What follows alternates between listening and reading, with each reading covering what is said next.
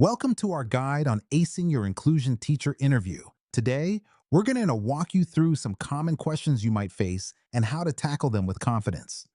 Helping students with diverse needs requires collaboration and creativity. So let's dive into our first question. Could you share an experience where you worked with other teachers to support a student with special needs? This question aims to uncover your ability to collaborate and effectively work in a team to meet the needs of students with special requirements. To tackle this question, here are some points to consider.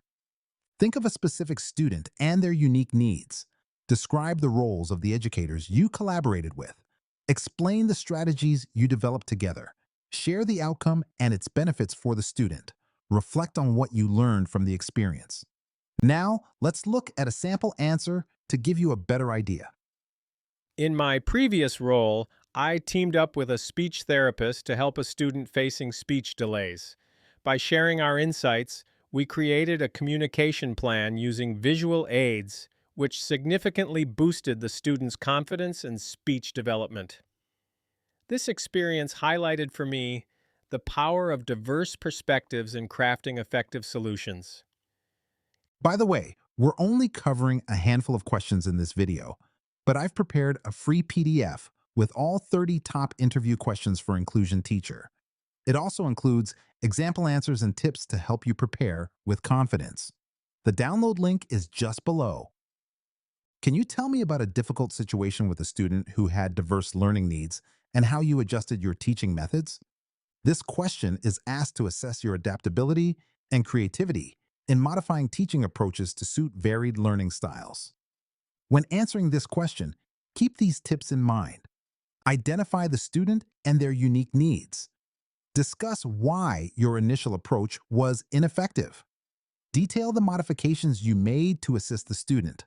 Highlight the positive outcomes from these changes. Reflect on what you learned from the experience. Here's an example to illustrate how you might frame your response. I had a student with ADHD who struggled to concentrate with traditional lectures. Realizing this, I switched to interactive activities that included movement, which greatly improved his engagement. Over time, his participation and grades improved, teaching me the value of adapting methods to each student's needs. Describe a time when you had to effectively communicate with parents of a student in your inclusion class. This question is designed to evaluate your communication skills and your ability to engage with parents constructively. To approach this question, consider the following. Choose an instance that showcases your communication skills. Mention the student's needs and how you conveyed these to the parents. Discuss how you addressed their concerns and kept them updated. Explain collaborative strategies developed with the parents. Conclude with the positive outcome of your communication. Let's take a look at a polished example answer. I once communicated with a student's parents about her social skills development. By organizing a meeting, I shared my observations and listened to their concerns. Together, we crafted a home practice strategy, which led to noticeable improvements in her peer interactions. How would you handle it if a parent raised concerns about their child's progress in your inclusion class? This question aims to gauge your problem-solving skills and empathy when dealing with parental concerns. When addressing this question, consider these steps. Listen actively to the parent's concerns. Acknowledge and validate their feelings. Share specific observations and examples of the child's progress.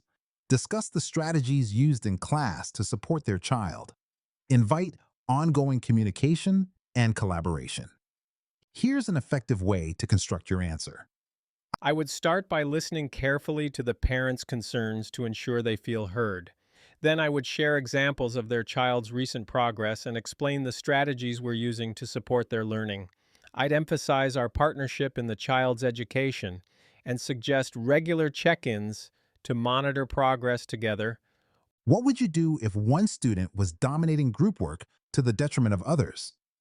This question is asked to see how you manage classroom dynamics and ensure that all students have the opportunity to contribute. Consider these steps when formulating your answer. Observe the group to understand the dynamics. Facilitate a discussion to involve all students. Encourage quieter students to express their ideas. Set clear expectations for participation. Follow up privately with the dominating student to discuss their behavior. Here's an example response to guide you. I would start by observing the group to confirm the dynamics. Then I'd facilitate a discussion, encouraging all students to share their thoughts, ensuring everyone feels included. Afterward, I'd have a private conversation with the dominating student to help them understand the importance of balanced participation. Before we wrap up, remember you can get all 30 questions, example answers, and step-by-step tips in a handy PDF.